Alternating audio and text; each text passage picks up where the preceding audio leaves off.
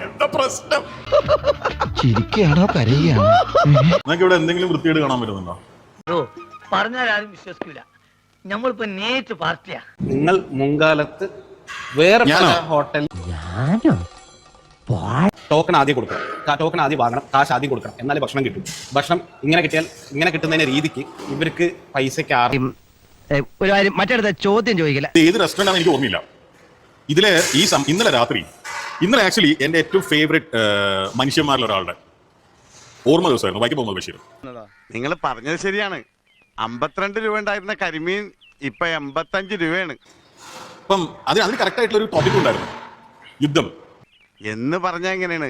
ചാരായ നിരോധനം AK ആന്റണി മാറ്റുന്ന പ്രശ്നമില്ല. ആ ഒറ്റ കാര്യത്തിൽ മാത്രമാണ് എനിക്ക് പ്രതിഷേധം. സോറി, ബിരിയാണി റെഡി ആവുന്നതിന്റെ സൗണ്ടാണ്. ആരാ അവിടെ കിടന്ന് ബഹളം ഉണ്ടാക്കുന്നത്? ആരാണെന്നറിയില്ല, ചങ്ങലിക്കിട്ടിരിക്കുക. എന്താ പറഞ്ഞത്?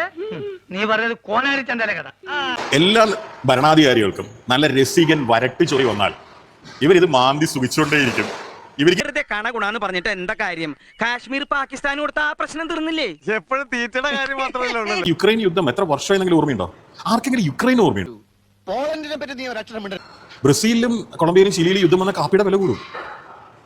ഞാൻ അതിനെക്കുറിച്ച് സംസാരിക്കാൻ വേണ്ടിയിട്ട് ഇത് പറയേണ്ട പ്രധാന കാരണം, ഉപ്പുമാങ്ങ ഭരണി എന്ന് പറയുമ്പോ അപ്പുണ്ണിയുടെ കുണ്ടി